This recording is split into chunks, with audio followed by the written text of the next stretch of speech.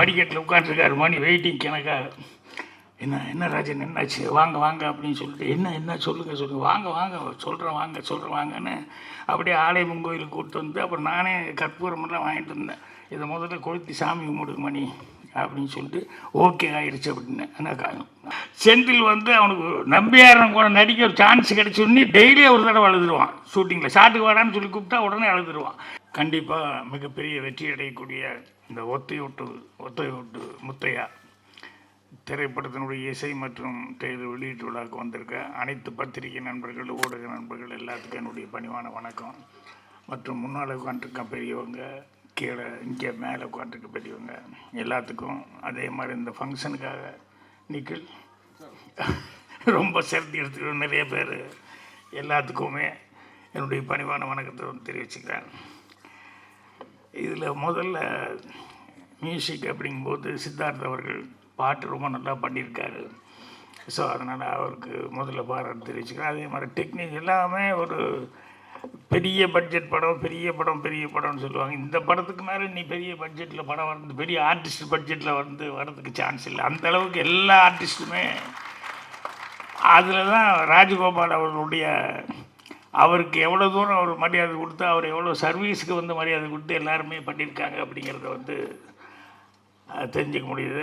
அவர்கிட்ட வர்றதுக்கு முயற்சி பண்ணேன்னு சொன்னார். எப்படியோ தெரியல, மிஸ் ஆகிடுச்சு. பட் பரவாயில்ல, அவர் வந்து சந்தித்ததில் அவர் காமெடி எந்த அளவுக்கு சென்ஸோடு எழுதுவார் இப்போ இவங்க எல்லோரும் பேசும்போது நான் தெரிஞ்சுக்கிட்டேன். ஸோ அவருக்கும் மொத்த டீமுக்கும் அட்வான்ஸாக என்னுடைய வாழ்த்துக்களை வந்து தெரிவிச்சுக்கிறேன்.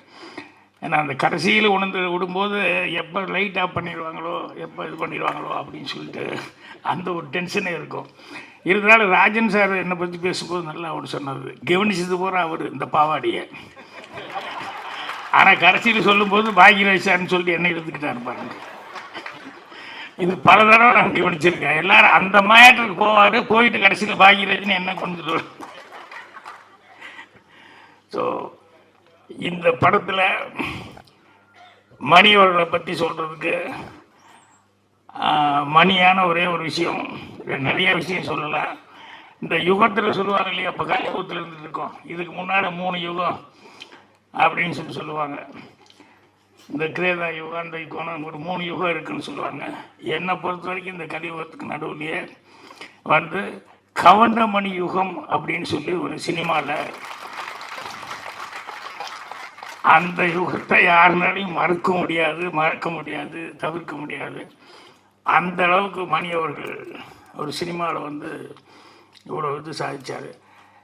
எனக்கு எல்லாமே அந்த 92 சீல் நான் உட்காந்துருக்கும்போது மணி மெல்ல வருவார், வந்துன்னு என்ன ஒரு கொடுப்பார், என்ன ராஜன் அப்படின்னு, வாங்க மணி அப்படின்னு உட்காந்து அப்படி பார்ப்பார். அங்கே வந்து இந்த ஜோசியம் பலன் உங்கள் எதிர்காலம் அப்படின்னு சொல்லிட்டு புக்கு இருக்கு. உடனே மணி எடுத்துட்டு, ராஜன் எனக்கு கொஞ்சம் பாருங்களேன் அப்படின்னு. இது நான் வாங்கின புக்கு இல்லைங்க, கோபாலகிருஷ்ணன் ரூம்மேட் அவன் வாங்கின புக்கு. இருந்தாலும் உங்களுக்கு படி தெரியுமல்ல, பாருங்களேன், கையை பார்த்துக்கிட்டு இதை பார்த்துக்கிட்டு என்ன இருக்குது சொல்லுங்களேன் அப்படின்னு சொல்லுவோம். எனக்காக காமெடியாக இருக்கும். ஏன்னா நமக்கும் ஒன்றும் அதை பற்றி ஒரு பெரிய இன்ட்ரெஸ்ட் இல்லை. ஆனால் ஒரு புஸ்தகம் இருக்குதுன்னு சொன்னோடனே காமிப்பார். அப்புறம் பார்த்துட்டு படிச்சுக்கிட்டு, இல்லை கண்டிப்பாக வந்துடுவீங்க மணி, நல்லா வந்துடுவீங்க அப்படின்னு சொல்லிட்டு. ஏன்னா ஒரு மனுஷனுக்கு ஹோப் கொடுக்குறது ரொம்ப முக்கியம் இல்லையா, அதை வந்து சொல்லிட்டு இருப்பேன். அதே மாதிரி எங்கள் டைரக்டர்கிட்ட மிகப்பெரிய போராட்டம் பண்ணி அந்த ரயிலில் மணி தான் நடிக்கணும் அப்படிங்கிறதுக்கு எத்தனை நாளாக வந்து அது ஒரு பெரிய ஸ்ட்ரகிளிங் ஆகி, அப்புறம் நைட்டில் வந்து அவரும் டெய்லி கேட்டுக்கிட்டு இருப்பார். பாலகுருன்னா நானும் எல்லாமே பயங்கர போராட்டம். அதுக்கப்புறம் நைட்டு 12:30 மணிக்கு எங்கள் டைரக்டர் ஓகே சொன்னதுக்கப்புறம் 12:30 மணிக்கு வந்து எல்டாம்ஸ் வாசலில் அந்த படிக்கட்டில் உட்காந்துருக்காரு, மணி வெயிட்டிங் எனக்காக. என்ன ராஜன் என்னாச்சு, வாங்க வாங்க அப்படின்னு சொல்லிட்டு, என்ன சொல்லுங்கள் வாங்க சொல்கிறேன் வாங்கன்னு அப்படியே ஆலயம் கோயிலுக்கு கூப்பிட்டு வந்து, அப்புறம் நானே கற்பூரமெல்லாம் வாங்கிட்டு வந்தேன். இதை முதல்ல கொளுத்தி சாமி கும்பிடுங்க மணி அப்படின்னு சொல்லிட்டு ஓகே ஆயிடுச்சு அப்படின்னு. ஆனால் அந்நேரத்து கோயிலெலாம் பூட்டி தான் இருக்குது. இருந்தாலும் அது கற்பூரத்துக்கு கொளுத்தி இது பெரிய லைஃப்க்கு ஒரு பெரிய இதாக இருக்கும் அப்படிங்கிற மாதிரி சொல்லி கும்பிடுங்க அப்படின்னு சொல்லிட்டேன். இதெல்லாம் இன்னும் அப்படியே மைண்ட் நின்றுருக்கு. அதே மாதிரி சுதாகருக்கு ஒரு டைலாக் எழுதினேன். ஏன்னா ஃபஸ்ட்டு ஹீரோவை நடிக்கிறான் ரயிலில். ஸோ முதல்ல அவன் பேசுகிற வார்த்தை வந்து ஒரு நல்ல வார்த்தையை ஒழுகணுமே அப்படின்னு சொல்லிட்டு அந்த ரயிலில் டைலாக் எழுதும்போது அப்படியே ரொம்ப யோசிச்சு, அது வந்து பழனியில் தான் ராத்திரியில் 12:30 மணி உட்காந்துட்டு அவன் ஹேர் கட் பண்ணிகிட்டே பாட்டு கட்டுற ஆள், ஹேர் கட் பண்ணிகிட்டே வந்து அவன் பாடணும் அப்படிங்கும்போது ரொம்ப யோசித்து நல்ல வார்த்தையாக இருக்கணும்னு சொல்லிட்டு, எல்லாருக்கும் நேரம் வரும் தெரிஞ்சுக்கோ, அது நல்லவருக்கே நிலைச்சிருக்கோ புரிஞ்சுக்கோ, கல்லாருக்கும் செல்வம் வரும் தெரிஞ்சுக்கோ, அதை காப்பாற்றத்தான் புத்தி இருக்கணும் புரிஞ்சுக்கோ அப்படின்னு சொல்லி சுதா எழுதுனேன். அதை அப்படியே கவுண்டர் மணிக்கு தான் கரெக்டாக போடணும். நல்லவராகவும் இருந்திருக்காரு, வல்லவராகவும் இருந்திருக்காரு. அதே மாதிரி கிடைச்ச ஒரு சந்தர்ப்பத்தை எப்படி காப்பாற்றிக்கணும் அப்படிங்கிறதுக்கு பாருங்கள், அதில் பயங்கர கண்ணு கருத்துமாக இருப்பார். நான் இப்போ கூட சொக்கத்தங்க டைமில் கூட ஷூட்டிங்கில் பார்த்தா இந்த செந்தில் இருக்கானே, செந்தில் வந்து அவனுக்கு நம்பியாரன் கூட நடிக்க ஒரு சான்ஸ் கிடைச்சோடனே டெய்லி ஒரு தடவை அழுதுருவான். ஷூட்டிங்கில் ஷாட்டுக்கு வாடான்னு சொல்லி கூப்பிட்டா உடனே அழுதுருவான். நான் நம்பியாரன் கூட எல்லாம் நடிப்பேன் அப்படின்னு சொல்லிட்டு. ஆனால் சொக்கத்தக்க ஷூட்டிங் எப்போ பார்த்தோம்னா டெய்லி ஒரு பெட்ஷீட்டு இல்லைன்னா பெரிய போர்வை, அது சீட்டு கட்டு, இது கரெக்டாக எடுத்துகிட்டு வந்துடுவான். வந்து இறங்கும் போதே ஸ்பாட்டில் அவனுக்கு ஒரு 3-4 பேர் வச்சுருப்பாங்க. எங்கே ஒரு ஓரமாக என் கண்ணில் கட்டினா இந்த திட்டுவேன் அப்படின்னு சொல்லிட்டு எங்கே ஒரு ஓரமாக போய் வந்தோடனேயுமே அதில் உட்காந்துருவாங்க. நான் திட்டுவேன், என்னடா இப்படி பண்ணுறேன்னு, பழக்கமாகி போச்சுன்னு என்னென்ன பண்ணுறது அப்படிமா. ஆனால் கவுண்டமணி வந்து உட்கார்ந்ததுலேருந்து இன்றைக்கி என்ன சீனு, என்ன டைலாக்கு அப்படின்ட்டு, எப்பா அவர் எழுதுறது பழக்கம் இல்லை, இருந்தாலும் கேட்டுருங்கப்பா, கொஞ்சம் முதல்ல இருந்தால் நானும் கொஞ்சம் அசை போட்டுருந்தால் கரெக்டாக இருக்குமில்ல அப்படின்னு. எனக்கு ஒரு பெரிய கெட்ட பழக்கம் என்னென்னா, அந்த நேரத்தில் தான் சொல்லுவேன் ஷார்ட்டு வச்சுட்டு. இது சிவாச்சாரிகிட்டே நான் அனுபவப்பட்டு திட்டு வாங்கியிருக்கேன். கவுண்டமணி சொல்லி, சரி விடு, அவர்கிட்ட டைலாக் வராது, அந்த நேரத்தில் சொல்லும்போது பண்ணிக்கலாம் அப்படிமா.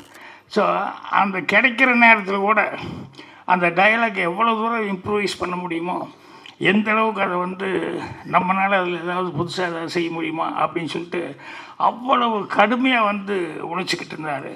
ஸோ அதனால் இன்றைக்கி வரைக்கும் அந்த கவுண்டமணி யுகம் அப்படின்னு நான் சொல்கிறது காரணம் என்னென்னா, அவர் வந்து எல்லாம் லயிச்சு இருக்கிறதுன்னு சொல்லுவாங்க இல்லையா சினிமாவில், அந்த லைப்பு அப்படிங்கிறது வந்து அவருக்கு ஆரம்பத்துலேருந்தே நாடகத்துலேருந்து சரி, அதுக்கப்புறம் நடிக்க வந்ததுலேருந்து சரி, இன்றைக்கி வரைக்கும் பார்த்தாலும் அதே ஒரு இதில் தான் இருந்துட்டுப்பார்.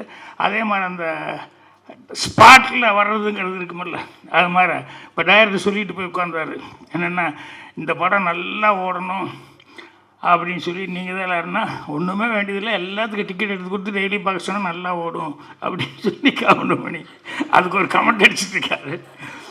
ஸோ அந்தளவுக்கு அவர் கவுண்டமணி அவர்கள் நாங்கள்லாம் ஒரே ரூமில் இருந்தோம் அப்படிங்கிறது, இன்னும் சினிமாவில் இருந்துருக்கோம் அப்படிங்கிறது ரொம்ப ரொம்ப சந்தோஷமாக இருக்குது. அதனால் கண்டிப்பாக அவருடைய மரியாதைக்கு, அவருடைய சர்வீஸ்க்கு அவர் மேலே இன்னும் ஜனங்கிட்ட அந்த இது இருக்குது. அதனால் அதுக்காகவே இந்த படம் சிறப்பாக ஓடும். அப்புறம் இந்த படத்தில் ரவிராஜா ப்ரொடியூசர் வர முடியாமல் போயிடுச்சு. ஆனால் இணை தயாரிப்பாளர் லட்சுமி ராஜன் வந்திருக்காரு, நல்ல சிறந்த மனிதர். அவங்க வந்து கடுமையாக ஒத்துழைப்பு கொடுத்துருக்காங்க இந்த படத்துக்கு. இது எல்லாத்தையும் தாண்டி இந்த படம் இன்னும் கதிரேசனும் ரஞ்சித் அவர்கள் இந்த மாதிரி இவங்க எல்லாமே வந்து படம் வெளியே வரணும் அப்படிங்கிறதுக்கு எல்லாருமே இது பண்ணியிருக்காங்க. இதுக்கு எல்லாமே ஒரு சின்ன ஒரு என்ன சொல்லுவாங்க, அச்சாணின்னு சொல்லுவாங்களே சின்னதாக, அது மாதிரி புவனேஷ் இவன் தான் கடைசி நேரத்தில் இந்த படம் வெளியே வர்றதுக்கு ரொம்ப கஷ்டப்பட்டு எல்லாம் பண்ணிக்கிட்டு இருந்தான். அந்த புவனேஷ் அவர்களுக்கு, வாயா நீ யாருன்னே தெரியாது, எப்பா ஒரு சால்வு கொடுப்பா, யங் ஏஜ்லேயே நிறைய டிகிரி வாங்கி நிறைய படிச்சிருக்காப்புல. ஆனால் எந்த இது எடுத்துக்கிட்டாலும் அது பிரதிபலன் பார்க்காம அதில் கடுமையாக உழைக்கக்கூடிய ஒரு ஆள். ஸோ இந்த படத்தை இப்போ எனக்கு தெரிஞ்சு இந்த ஒரு 3-4 மாதமாக ஃபுல்லாக இதை பற்றியே கான்சன்ட்ரேஷனாக இருந்து ரொம்ப இந்த படத்தை வெளியே வர்றதில் வந்து ரொம்ப முயற்சி எடுத்துக்கிட்டாப்புல. ஸோ இவருக்கு நண்பர் சீமானே ரசிகமன்றாள் அவரெல்லாம் வந்து இவருக்கு பெரிய பக்கபலமாக இருந்திருக்காங்க.